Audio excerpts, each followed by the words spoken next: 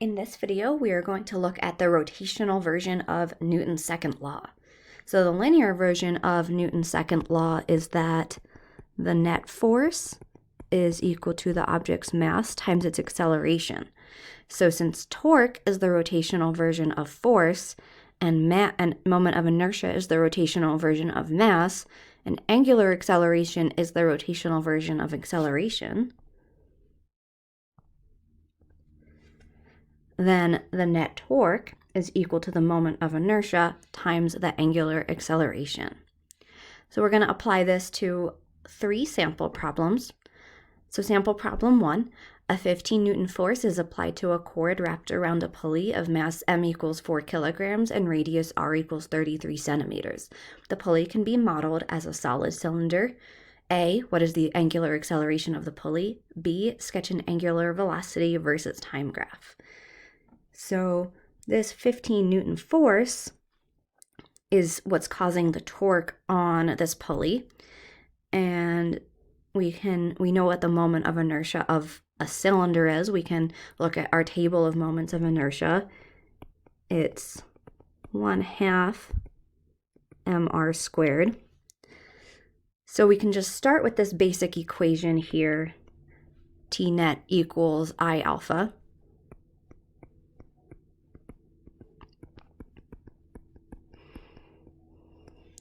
So as stated, this 15 Newton force is what's causing the torque, and it is exerting a torque this r distance from the axis of rotation.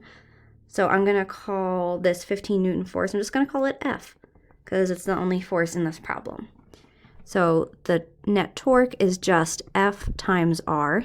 I'm going to plug in 1/2 mr squared for my moment of inertia. And I am looking for alpha. So the first thing I'm noticing here is that I can cancel out one of the r's on the right side. So divide both sides by r. And then I can go ahead and plug in some numbers. So F is equal to 15. M is equal to 4. R is equal to 33 centimeters, so I want to remember to convert that to meters. So that's 0.33 meters.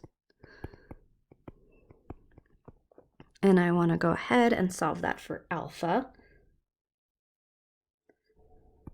So if I multiply all of those numbers on the right side, I get 0.66. And then I just go ahead and divide both sides by 0.66, and I will get that alpha is equal to 22.73 radians per second squared. And that is my answer to part A. And then for part B, sketch an angular velocity versus time graph. So we just have to sketch it. We don't have to actually have any numbers on our graph. So I'm just going to draw a coordinate axis. I'm going to call this time, and I'm going to call this omega for my angular velocity. And this pulley is it's rotating, it's speeding up its rotation at a constant rate. So that would just look like a straight line on a velocity time graph. So notice that this would just look like a constant linear acceleration on just a regular velocity versus time graph. So I just wanted to point out here that graphing with rotation is pretty much the same thing as graphing linearly. Okay, sample problem 2. We have a 12 Newton force applied to a cord wrapped around a pulley of mass m equals 2.5 kilograms and radius 30 meters. The pulley accelerates uniformly from rest to an angular speed of 30 radians per second in 3 seconds. If there is a frictional torque of 1.1 Newton per meter at the axle, determine the moment of inertia of the pulley. So we know we just want to use the equation net torque equals I alpha. And this time we're looking for I, the moment of inertia. So I must be able to figure out everything for the other ones. So first I'm noticing that I'm not given the angular acceleration, but it says it accelerates uniformly from rest to an angular speed of 30 radians per second in 3 seconds. So I can actually use kinematics there to figure out what the angular acceleration is. I want to use the first kinematic. So I know that my final angular speed is 30. My initial is 0, so that term goes away. I'm looking for or alpha, and my t is 3. So my angular acceleration is 10 radians per second squared. And then I want to know what the net torque acting on this pulley is. So I know that 12 newtons is exerting a torque at 30 centimeters from the axis of rotation. And let's go ahead and convert that to the 0.3. And there's a frictional torque of 1.1 newton per meter at the axle, or newton times meters at the axle.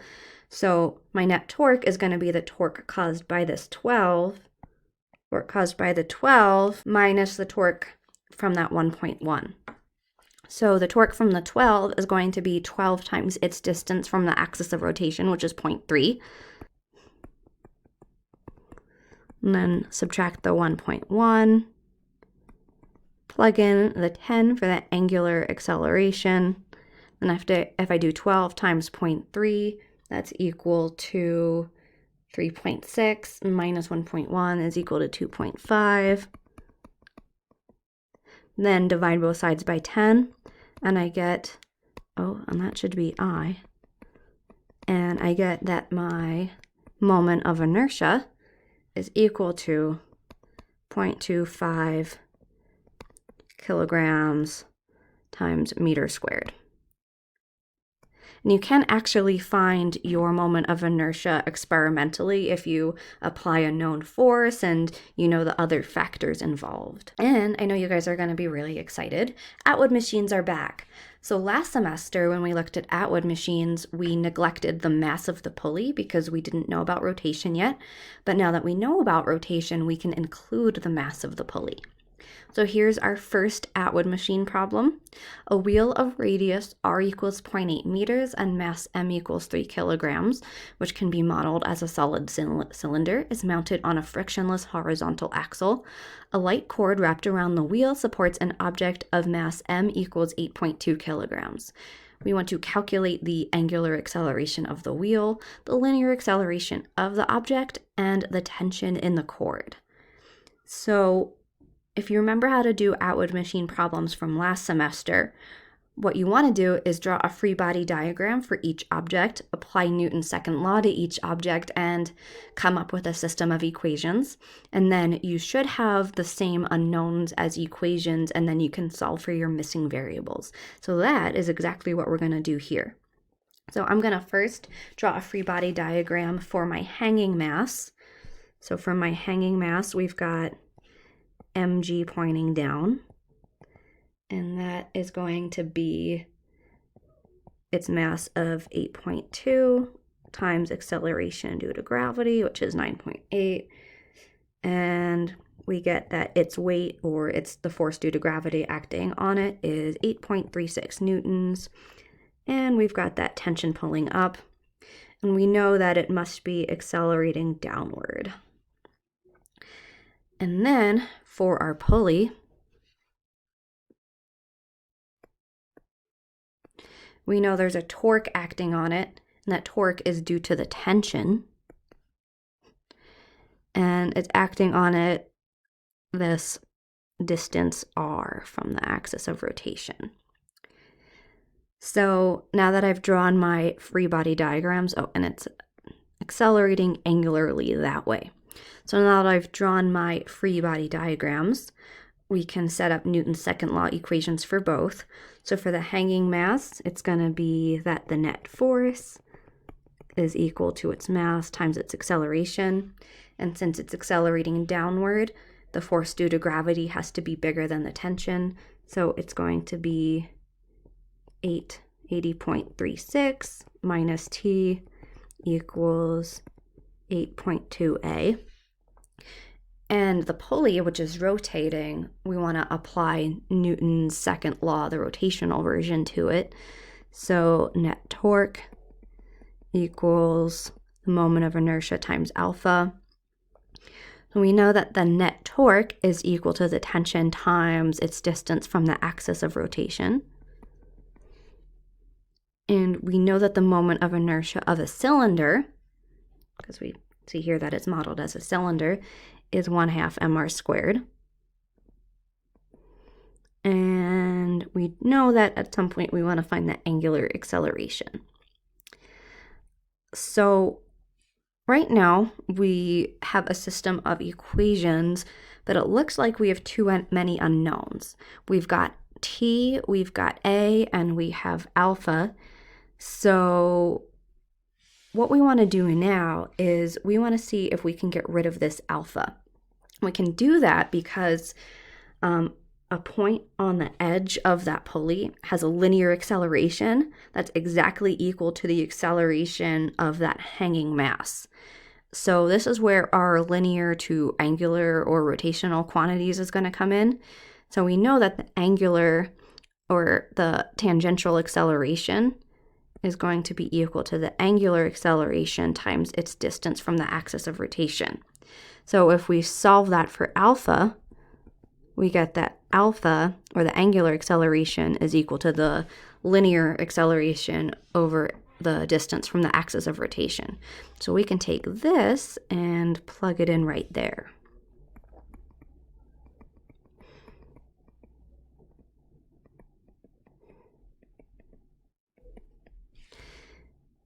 And now what I'm going to do is multiply both sides by r.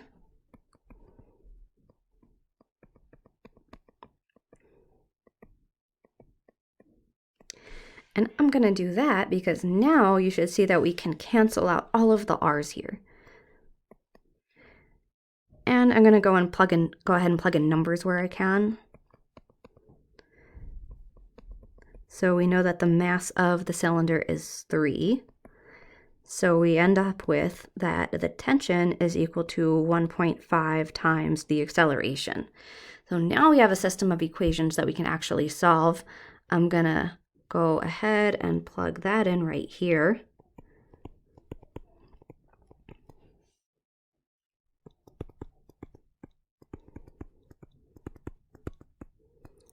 And I can solve that expression for A. So 80.36 is equal to 9.7a. And we get that the acceleration of that hanging mass, which is also the tangential acceleration of a point on the rim of the cylinder, is 8.28 meters per second squared. We also want to find the angular acceleration of the wheel and the tension in the cord. So we can plug in 8.28 right here so that we get that the tension is equal to 12.43 newtons. And for the angular acceleration, we can just do alpha equals a over r, so that's going to be 8.28 over 0.8, which is 10.36 radians per second squared. And that's how you solve an Atwood machine problem, including the mass of the pulley. So notice that if we didn't include the mass of the pulley, the acceleration of this hanging mass would just be 9.8 meters per second squared. So it is pretty important to include the mass of the pulley if the pulley has a significant mass and radius. Okay, one more sample problem here. The figure shows a hollow cylinder with mass m equals 2.5 kilograms, inner radius 18 centimeters, and outer radius r equals 20 centimeters, mounted on a fixed horizontal axle. A block with mass 1.2 kilograms hangs from a massless cord that is wrapped around the rim of the pulley. We want to find the acceleration of the falling block, the angular acceleration of the pulley, and the tension in the cord. The cord does not slip and there is no friction at the axle. So what this last sentence means is we just have to basically worry about what's pictured here. We don't have to worry about friction at all. So the mass here is 1.2 kilograms, and this mass is 2.5 kilograms. So we want to start this problem just like we did the last one, drawing free body diagrams for each object. So with that first mass, we've got its force due to gravity, or its weight pulling down. So it's going to be 1.2 times 9.8, which is equal to 11.76 newtons. And we've got that tension going up. And we know that it is going to be accelerating downward. And for this one, we know that there is a tension that is causing the torque, and that's going to be at this outer radius of R2. You can see in the picture that the string is at the 20 centimeters rather than the 18 centimeters. So if you look at your moment of inertia table, you'll see that the moment of inertia for a hollow cylinder is a bit of a more complicated formula than the other moments of inertia.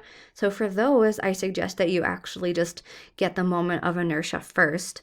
So the moment of inertia is 1/2 m r1 squared plus r2 squared, where r1 is the inner radius and r2 is the outer radius. And we want to make sure we're converting these to meters. So this one is 0.18 meters, and this one is 0.2 meters. So let's go ahead and find that moment of inertia.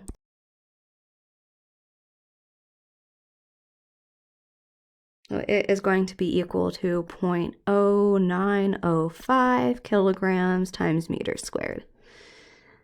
So that way we don't have to worry about the 18 and the 20 later on. We just have already calculated the moment of inertia. Okay, so now that I've drawn my free body diagrams and calculated my more complicated moment of inertia, I can apply Newton's second law to both. So for the hanging mass, it's going to be the net force is equal to the object's mass times its acceleration, and that's going to be 11.76 minus t equals 1.2a. And for the pulley, the hollow cylinder, it's going to be the rotational version. So we know that the torque is caused by the tension acting at R2. The moment of inertia we just calculated. And we've got our angular acceleration. So again, we know that a point on the rim here is going to have a tangential acceleration equal to the angular acceleration of the hanging mass, or equal to the linear acceleration of the hanging mass. So we want to just take that alpha and relate it to our tangential acceleration. So we know that alpha is going to equal the tangential acceleration over R2. So let's go ahead and plug that in. And I'm also going to plug in numbers where I can. So I know that R2 is equal to 0.2.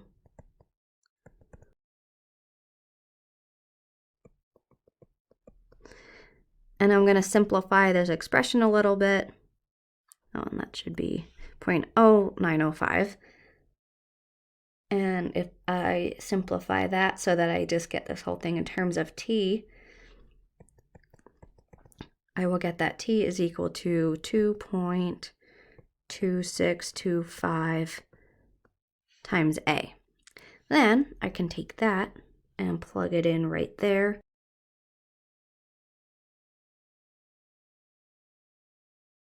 And solve that for A.